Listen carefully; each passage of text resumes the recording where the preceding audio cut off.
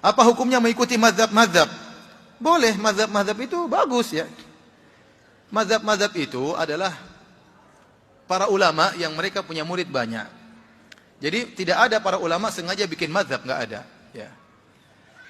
Yang pertama mazhab Abu Hanifah. Abu Hanifah pintar, di zaman dia banyak orang pintar, tapi dia yang top. Akhirnya dia punya murid banyak, akhirnya ilmunya berkembang, jadi dia disebut mazhab Abu Hanifah. Setelah itu muncul Imam Malik, Imam Darul Hijrah, Imam Daril Hijrah, Imam Kota Madinah. Ada juga orang-orang sepantaran Imam Malik yang hebat-hebat, tapi dia punya murid banyak, akhirnya ilmunya berkembang, timbullah mazhab Imam Malik. Sebenarnya mazhab itu maksudnya metode belajar. Ini metode belajarnya Abu Hanifah, ini metode belajar Imam Malik. Ya. Di antara murid-murid Imam Malik ada Imam Syafi'i. Ternyata dia berkembang dan dia punya murid banyak lagi sehingga muncul lagi mazhab yang baru.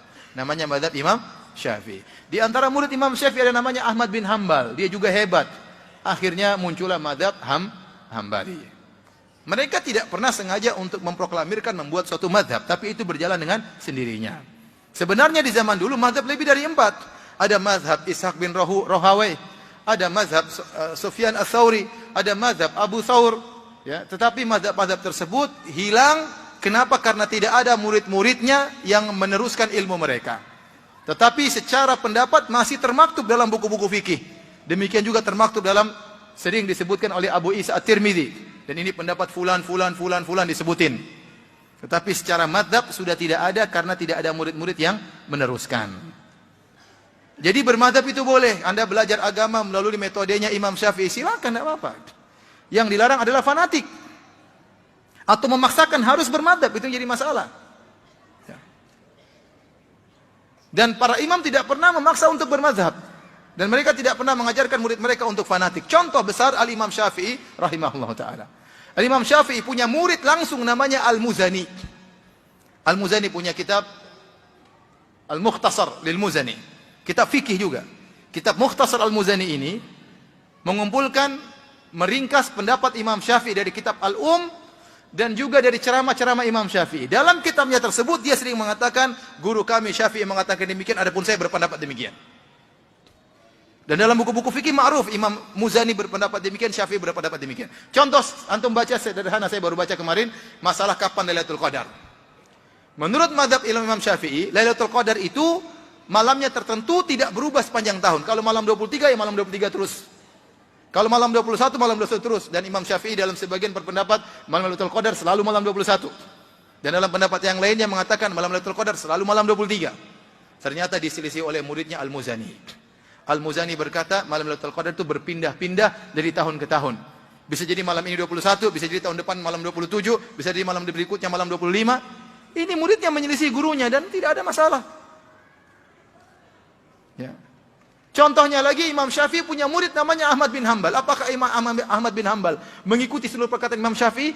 Tidak, bahkan dia bikin mazhab baru namanya mazhab apa? Hambali. Imam Syafi'i sendiri tidak taklid kepada Imam Malik, gurunya Imam Malik. Ternyata Imam Syafi'i keluar dari mazhab Imam Malik dan dia berkembang sendiri sehingga punya mazhab apa? Syafi'i.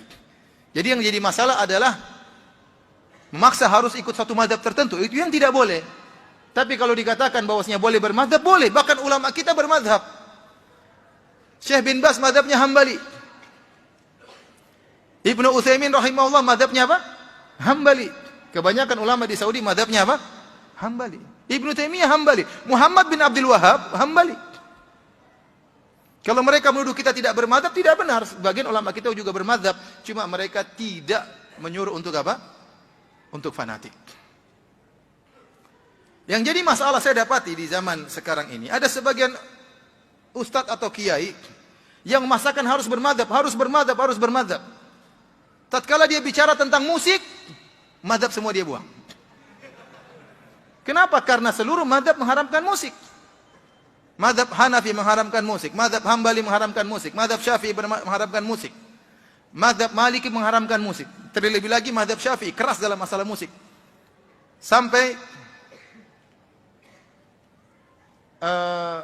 salah seorang ulama dari mazhab Syafi'iyah, Ibnu Hajar Al-Haytami, dalam kitabnya Az-Zawajir an Iktirafil Kabair, tentang peringatan terhadap dosa-dosa besar, dia memasukkan bermain alat musik termasuk dosa besar. Nah, orang ini tatkala bicara tentang mazhab, begitu masalah musik, dia buang seluruh mazhab. Selama ini dia bilang harus bermadzhab Syafi'i, harus bermadzhab Syafi'i, begitu masalah musik, mazhab nggak dipakai. Ya sama saja. Berarti dia juga tidak keluar dari mazhab. Terus dia suruh orang harus bermadzhab. Tatkala tidak sesuai dengan hawa nafsunya, dia keluar dari mazhab.